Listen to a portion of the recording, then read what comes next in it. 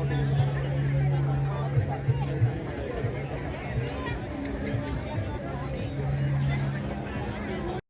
માતાજી મિત્રો, સ્વાગત છે તમારું મારા એક નવા વ્લોગમાં।